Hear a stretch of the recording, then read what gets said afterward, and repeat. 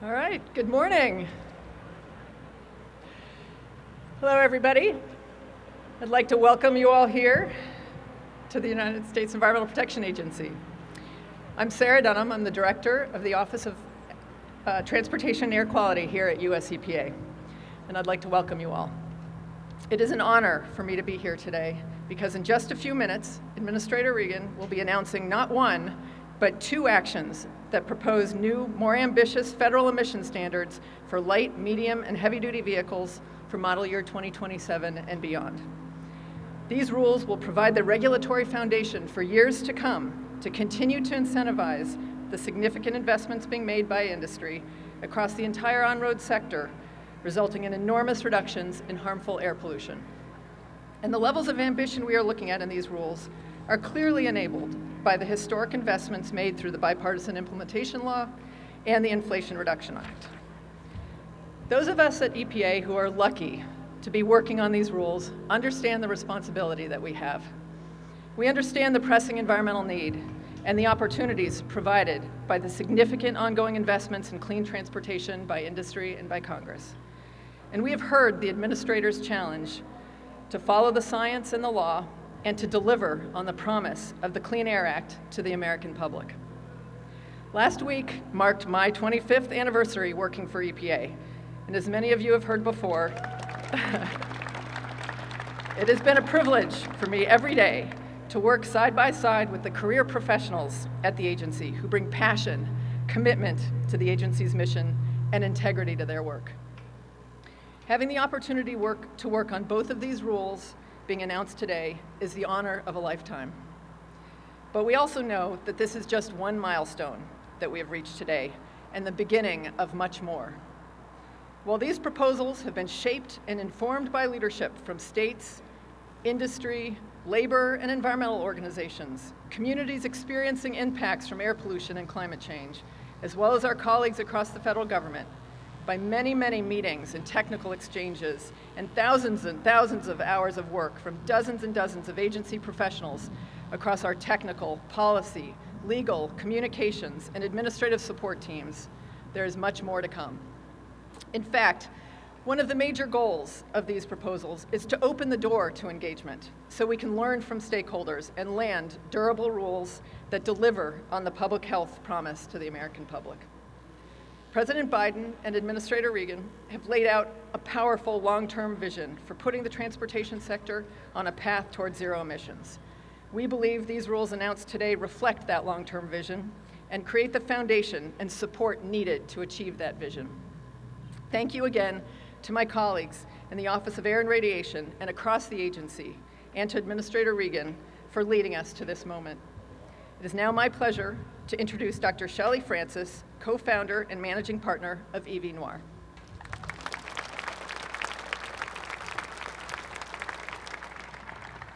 Thank you, Sarah. Good morning. It's a pleasure to be here with you today. I'm Dr. Shelley Francis, co-founder and managing partner at EV Noir. I am an EV driver. I'm the first African-American woman to serve as a national board director of the Electric Vehicle Association, and I'm a public health expert. Prior to founding EV Noir, I was a medical school professor studying environmental health disparities. I lead a team of professionals working on multimodal, electric, connected, shared, and autonomous mobility solutions. Our work centers on e-mobility best practice and e-mobility diversity, equity, and inclusion. I am also the co-founder of EV Hybrid Noir, a national 501c3 that's the nation's largest network of diverse EV drivers and enthusiasts with thousands of members across the country. As an EV driver of color, it was important to develop a community that is the voice of diverse drivers and that represents groups that are often underrepresented. That is why I'm so excited to be here with you on this historic day to share why strong vehicle emissions rules are critically important to achieving an equitable, clean future for communities nationwide. The transportation sector has been the backbone of the American economy. It's the way we move people, goods, and services, and it impacts our daily lives by representing access to healthcare, education, good-paying jobs, and economic inclusion. Unfortunately, we are confronting a deeply inequitable transportation system that reflects winners as well as losers that were chosen decades ago. Recent data indicate that in the United States, people of color are almost 4 times more likely than white people to live in a county with 3 failing grades for air quality. An estimated 30 to 45% of people in North American cities live or work near enough to a busy roadway to experience significantly higher levels of pollution. Under-resourced and low-income communities often bear a disproportionate burden of transportation emissions because many major transportation facilities are located in and around their neighborhoods. So correcting the past and current inequities means addressing our transportation emissions swiftly and seriously. The strongest possible light to heavy duty vehicle rules is one important solution for pollution in our communities, our ecosystems, and our planet. EVNOR's own research in collaboration with partners has demonstrated that diverse communities across the United States are ready and excited to be part of a zero transportation future. The historic investments in zero emissions transportation and infrastructure means the creations of millions of green jobs. Currently, there are more jobs than qualified people. That's why we created the first e-mobility fellowship program to diversify the clean transportation sector with students from historically black colleges and universities, Hispanic serving institutions, and minority serving institutions from across the country. So in closing, I want to leave you with this message. First, now is the time to accelerate clean transportation.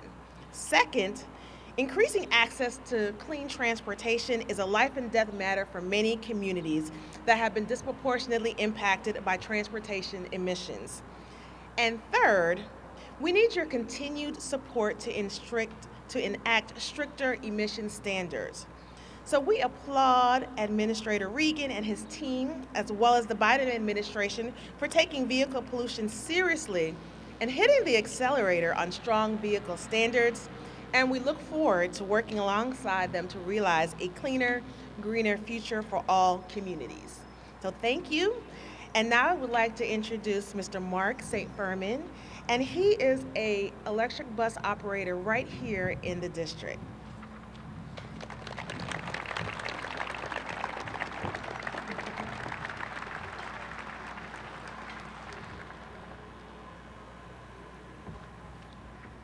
Good morning. Thank you, Dr. Frances, for the introduction, and I'm thrilled to be here today. I am Mark J. St. Furman, a RAP dev and DC circulator professional bus operator and member of the ATU Local 689 here in Washington, D.C. I started working at the circulator in June 2005, when service first began. Over the last 18 years, I have enjoyed transporting passengers to their destination safely. I have met many people from all walks of life and drive thousands of miles across every part of our beautiful city. Members of our community and our public transportation system to help them get to and from work and school every day and get them help, then get them work for essential service such as medical care and grocery stores. I started my career driving diesel buses, but Mayor Bowser and the District Department of Transportation have worked to make our transportation network greener. Last year, I recently began driving an electric bus. Since making the transition, I have noticed a huge improvement in the experience, not only for me as the driver, but also for the passengers. Electric buses are more fuel efficient, better for the environment, and more comfortable for riders and drivers. The DC Circulator electric fleet offers electric outlets and wireless internet access. While continuing our tradition of providing safe, reliable service for residents and visitors to the District of Columbia, I have also heard feedback from passengers that electric buses don't trigger their asthma symptoms near as much. I am looking forward to having more electric buses, trucks, delivery vans, cars, and SUV on the road, and excited for their announcement today. With that, it is my pleasure to introduce Miss Liz Hurtado, a mom with Moms Clean Air Force and her children. Thank you.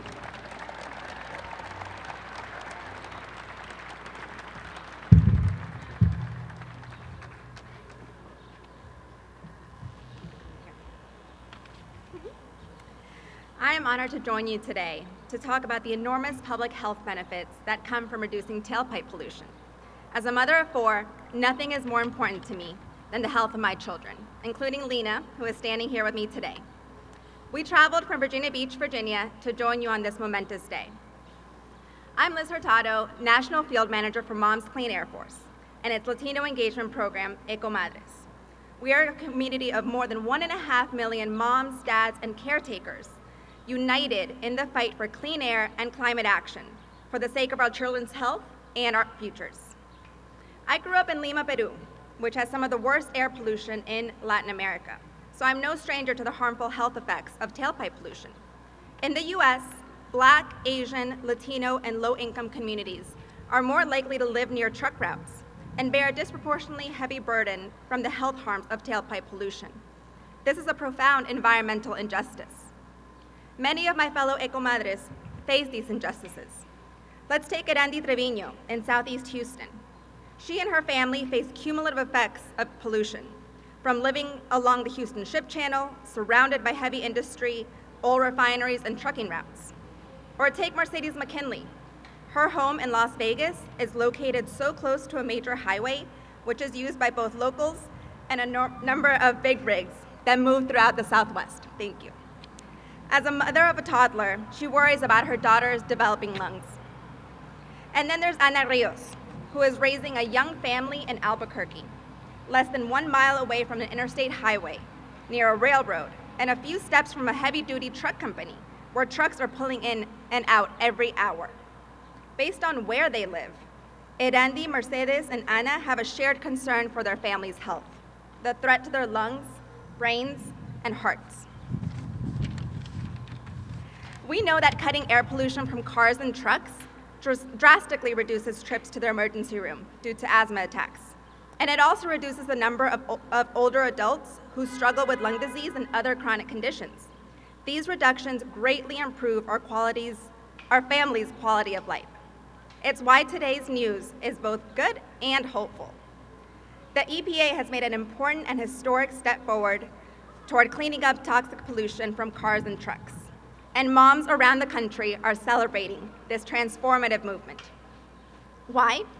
Because strong tailpipe standards will accelerate our transition to zero-emission vehicles, resulting in cleaner air and less climate pollution. Today, we are also celebrating all the health gains that will come from electrifying our transportation sector. It's why I hope that tonight, my fellow ecomadres, Erandi, Mercedes, and Ana, and everyone across the US can sleep a little bit better, knowing that long overdue protections are coming. We're closer than ever to reducing the health risks that come with living near transportation hubs. Today, we set a new standard for health equity as we advance solutions to the climate crisis. Our work is far from done, but we are making meaningful progress. On behalf of our members across the country, we thank you, Administrator Regan. We salute your steadfast leadership. We urge you to keep your foot firmly on the accelerator when it comes to strengthening pollution standards.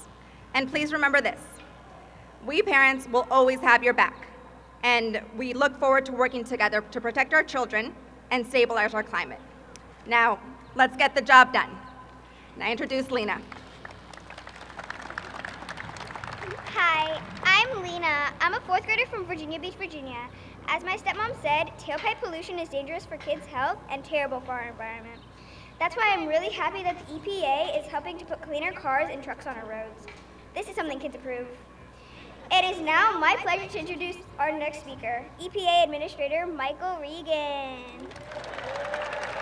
Awesome, baby.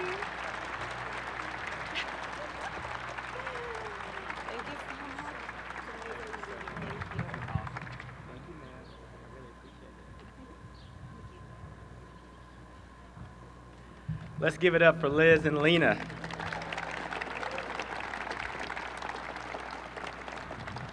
I don't know who has me following Lena on my staff, but you're going to pay for that. Thank you, Lena, for that wonderful introduction. Before we get started, I'd just like to say a brief word about the fire in Richmond, Indiana. And I want to let everyone know that we're working closely with our state and local partners. EPA was on site within hours of the fire, and overnight we began monitoring at 15 mobile monitoring locations. Today, the EPA team is on the ground and will collect debris samples in surrounding communities to determine whether asbestos-containing materials may have left the site.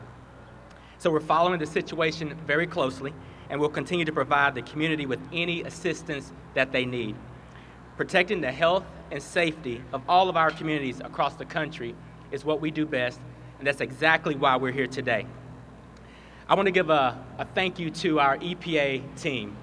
I want to thank Joe Goffman for his leadership, Ale Nunez for her leadership,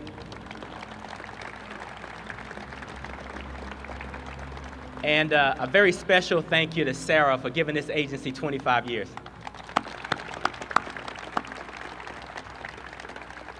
You know, I also want to thank the automobile, environmental, and labor leaders for joining us here today. Thank you all for fighting so passionately for a cleaner, healthier, safer future for all. When President Biden took office, he launched the most ambitious climate agenda in United States history, vowing to restore America's leadership both abroad and here at home.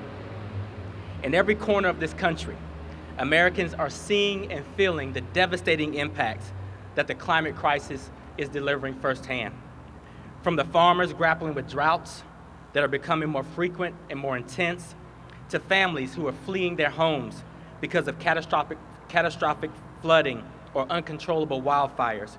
In small towns, big cities, rural and suburban communities, folks can feel the weight and the urgency the climate crisis demands.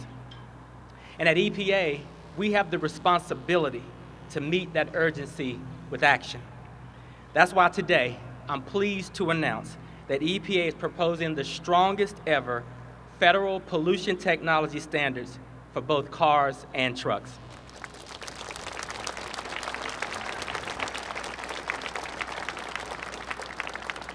Together, today's actions will accelerate our ongoing transition to a clean vehicles future, tackle the climate crisis head-on, and improve air quality for communities all across the country. Light, medium, and heavy-duty vehicles are some of the biggest contributors to greenhouse gas pollution. The first set of proposed standards focus on light and medium-duty vehicles. It builds on EPA's existing standards for passenger cars and light trucks for model years 2023 through 2026.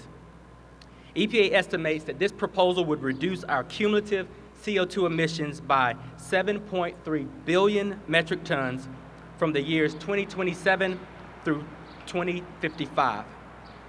That's equivalent to eliminating all greenhouse gas emissions from the entire current United States transportation sector for 4 years. Overall, projected benefits could reach $1.6 trillion. The second set of proposed standards would apply to heavy-duty vocational vehicles, such as delivery trucks, dump trucks, public utility trucks, transit, school buses, and more. The proposed standards are the final pieces of EPA's Clean Trucks Plan and will complement the heavy-duty nitrogen oxide standards we established last December. Like the light and medium-duty proposal, the heavy-duty proposal uses performance-based technology standards that enable manufacturers to achieve compliance efficiently based on the composition of their fleets. EPA estimates that this second proposal would reduce vehicle emissions of CO2 by 1.8 billion metric tons from the years 2027 through 2055. Overall, the projected net benefits of the heavy-duty proposal could reach $320 billion.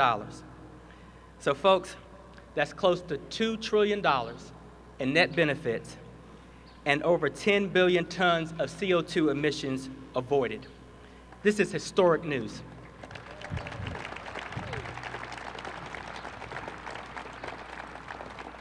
This is historic news for our children, It's historic news for our climate. It's historic news for our future. And for me, like Liz, this is personal. I'm delighted to see so many children in the audience today. And I want to let Lena know that EPA, me, and all of us, we're fighting for your future.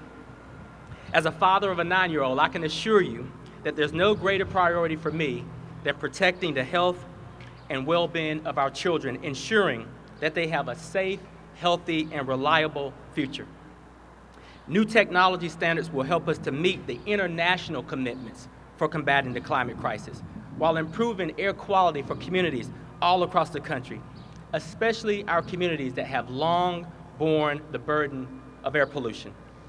Reductions in greenhouse gas emissions mean cleaner air and less pollution. It means less time away from work and school and increased focus and productivity for Americans all across this country.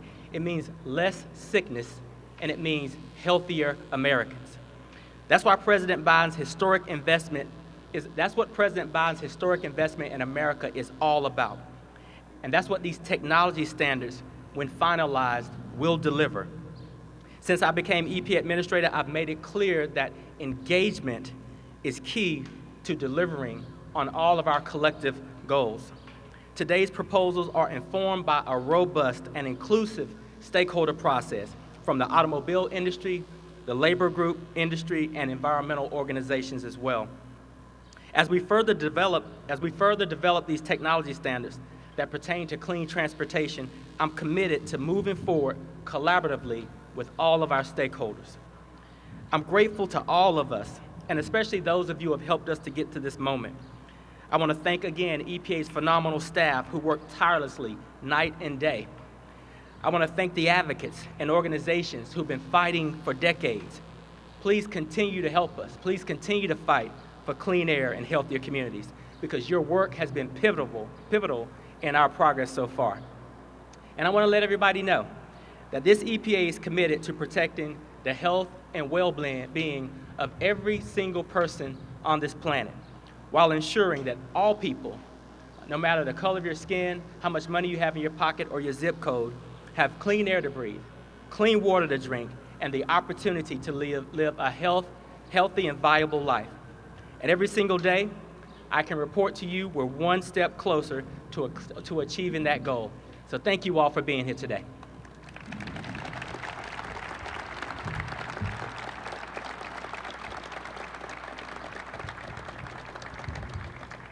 And with that, we'll open it up to press and take a few questions. All right, folks, I have the mic back here in the press area. So any reporters with questions, come back this way. Great.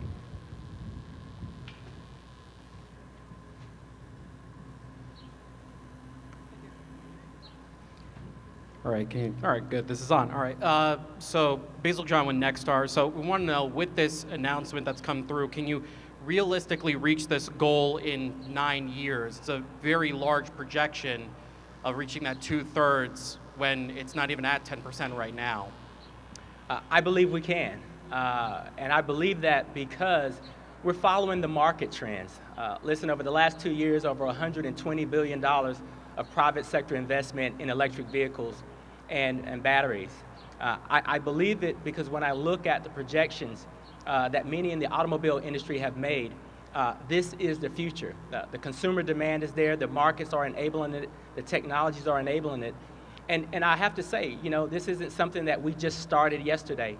This has been part of President Biden's vision from day one. When you look at the billions of dollars invested in electric vehicle charging infrastructure in this country, over 500 charging stations from the bipartisan infrastructure law. When you look at the CHIPS and Science Act, billions of dollars to invest in manufacturing right here at home. The $7,500 tax credit in the Inflation Reduction Act. We're rowing in the same direction. And so I do believe that we can achieve this goal. But as I said earlier, it won't be achieved unless we work with all of our stakeholders to get there. And that's what we plan to do over the process. Jennifer Deloe with Bloomberg News. Administrator, I'm wondering how you respond to critics who say the rule doesn't align with the Biden administration's, the heavy-duty rule, doesn't align with the Biden administration's commitment to 100% zero-emission truck sales by 2040? I think it puts us on the trajectory to meet all of the targets that we've set out.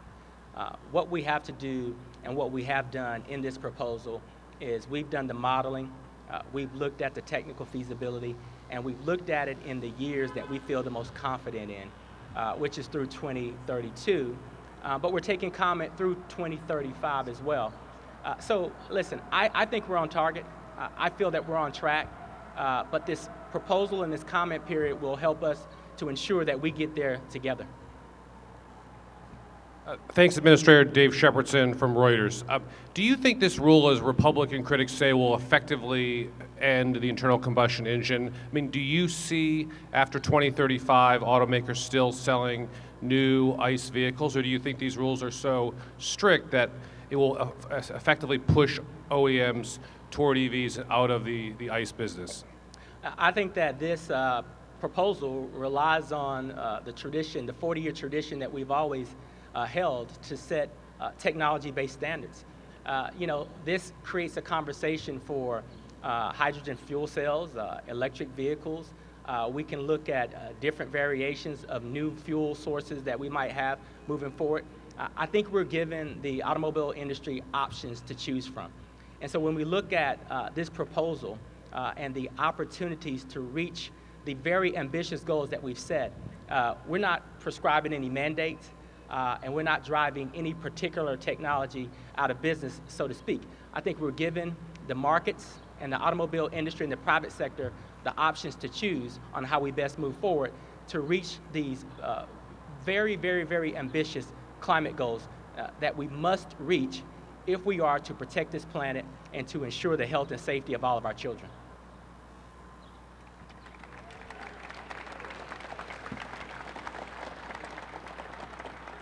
Stetson Miller with Gray Television.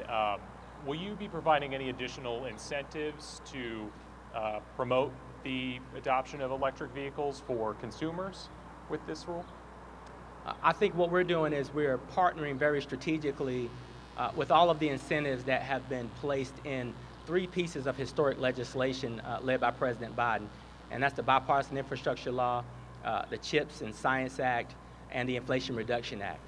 There are tax incentives, there are infrastructure incentives. We're doing a great job, in my opinion, of marrying regulation with historic incentives that have been laid out there. And listen, this is going to be done in concert and in conversations with our environmental justice communities, our environmental communities, our automobile stakeholders, and the labor workforce as well. We're going to try to align all of these forces with markets and technology to achieve these goals. And at the end of this, it will ensure American leadership in the world in terms of leading on technology and transportation and protecting the planet and human health. So this is a great deal for this country. Thanks, Administrator. Grady Trimble with Fox Business. As I'm sure you know, most EV batteries right now are produced in China. So how do you balance the administration's climate goals while also trying to achieve its goal of reducing reliance on China? That's a great question, and so we look at it in two folds. We have to walk and chew gum at the same time. This proposal doesn't kick in till model year 2027. So we've got some years to ramp up. We hope that we can take advantage of that runway and follow the investments of historic legislation to bring manufacturing, especially battery manufacturing, back here domestically. It's our goal that we don't overly rely on any countries. It's our goal that we are more competitive and don't rely solely on China for batteries and for solar technology and the like. And in the meanwhile, when you look at the benefits of this proposal from an energy security standpoint, this will reduce our dependency on foreign oil imports about 20 billion barrels of oil. So what we're doing is we're strengthening our energy security, we're reducing our reliance on foreign oil, we're reducing our reliance on fossil fuels and harmful pollution, but we're also encouraging significant opportunities for job growth and manufacturing back here domestically while we win the 21st century with this technology competition. Folks, that's all the time we have for questions. Please send any follow-ups to press@epa.gov. Thank you. Thank you, everyone.